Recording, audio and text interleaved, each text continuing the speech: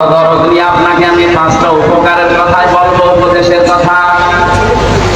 ওই জামানায় নবীকে বিপদে ফেলার জন্য, এমনকি দেশ ত্যাগ করার বাধ্য করার জন্য টাকাওয়ালারা কাজ করেছিল বেশি।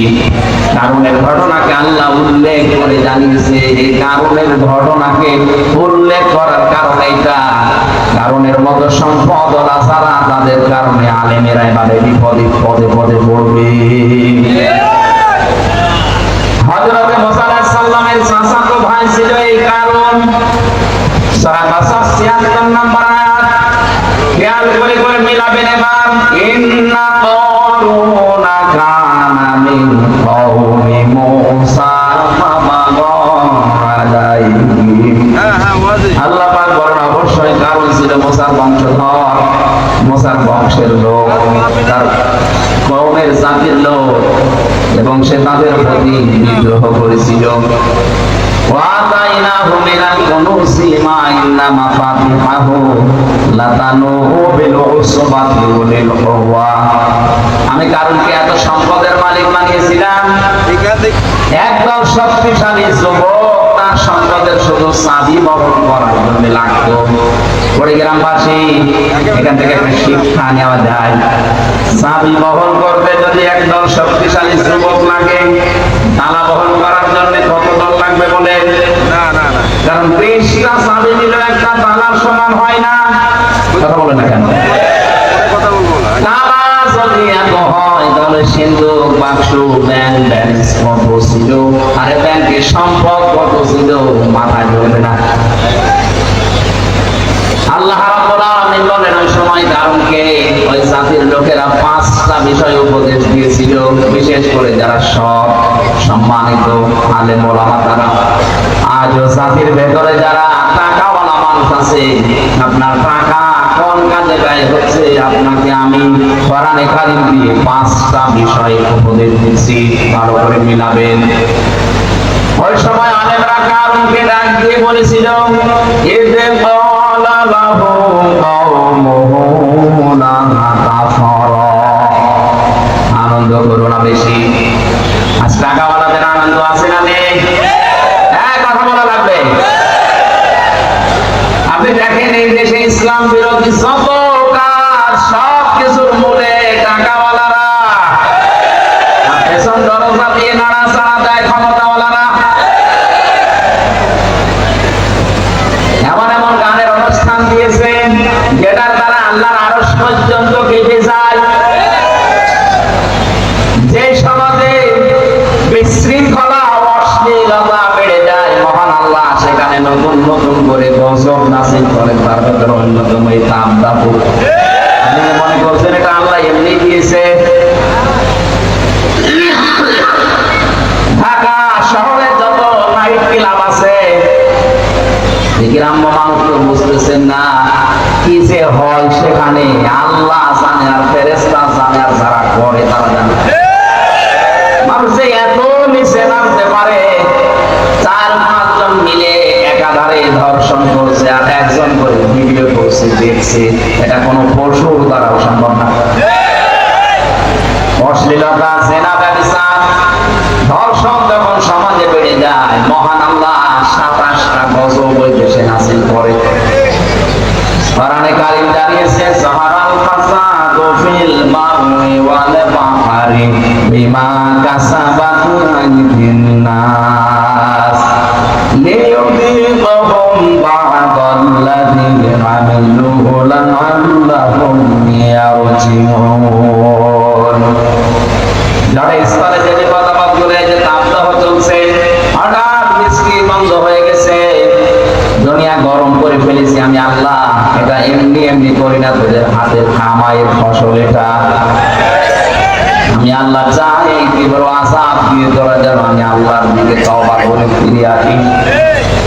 আপনি দেখেন পৃথিবীর ময়দানে যারা সবচেয়ে বেশি উচ্ছৃঙ্খল, বিশেষ করে জেনা ব্যভিচারের লাইনে, আল্লাহ তাদেরকে ধরেছেন। এই যে দুবাই, বিমানবন্দর পর্যন্ত ভাসিয়ে দিয়েছে। এত বড় শক্তিশালী, এত বড় অর্থনৈতিক ভাবে সম্পন্ন দেশকে যদি আল্লাহ চোখের পলকে নষ্ট করে দিতে পারে, লস লস করে দিতে পারে, আমাদের কিছুই লাগবে না। কিন্তু এই তিস্তার পানিকে যদি আল্লাহ হুকুম দেয় 100 হাত কিছু হয়ে খুঁজেও পাবেন না কিছু।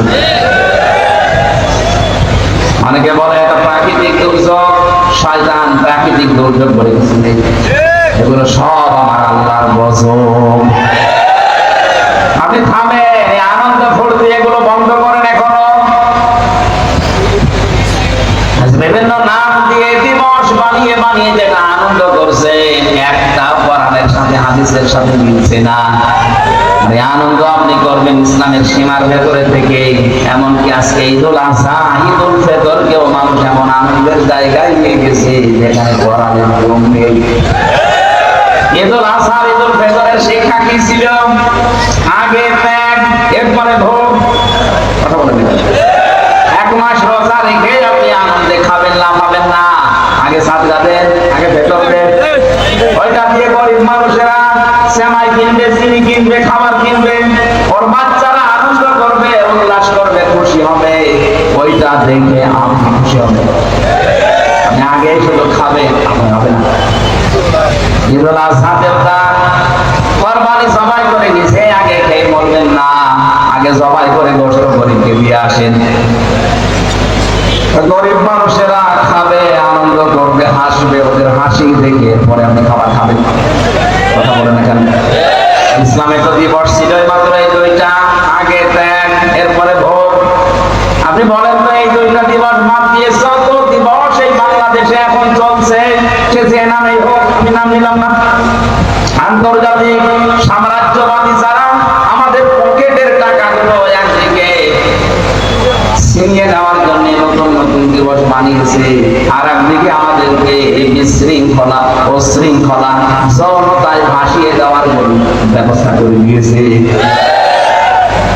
আমি আবার বলছি, ঈদুল আজহা ঈদুল ফিতর বাদ দিয়ে দুনিয়ায় এমন কোন দিবস আপনি পাবেন না যেখানে আগে ত্যাগ, এরপর ভোগ, আগে ভোগ এরপর ত্যাগ। কথা বলেন, 14ই ফেব্রুয়ারি পালন করে মানুষ, বলেন না এর ভেতরে কি আগে ত্যাগ এরপরে ভোগ? আগে ভোগ করবেন, তারপরে ত্যাগ করবেন। আমাদের উচিত হচ্ছে যে দিবসের সাথে কোরআনের, হাদিসের এবং বাস্তবতার মিল নেই, ওইটা পালন করে আমরা নিজেদের সম্পদগুলো আনন্দ করতে দিয়ে নষ্ট করবো না। এটা যেহেতু রেকর্ড হচ্ছে সারা বাংলাদেশে, কালকে ছড়িয়ে যাবে। বড় বড় ধনী যারা আছেন, টাকার মালিক, কোরআন হাদিসে আমি পেয়েছি 3টা জিনিস মানুষকে সবচাইতে বেশি ধ্বংস করেছে দুনিয়ায়। 1 নম্বরে টাকা, 2 নম্বরে ক্ষমতা, 3 নম্বরে নারী। আমি সহ যারাই শুনলাম প্রত্যেকেই যেন এই 3টা বিষয়ের ব্যাপারে সেন্সিটিভ থাকি, সিনসিয়ার থাকি, সতর্ক থাকি।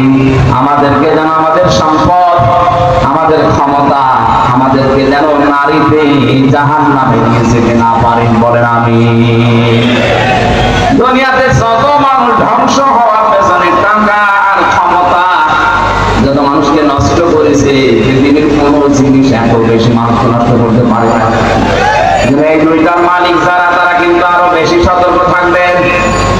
টাকা পেলে আপনি আনন্দ করবেন না। নবীজি জানিয়েছেন কিয়ামতে আল্লাহ প্রতিটি মানুষকে নিজের সামনে দাঁড় করাবেন।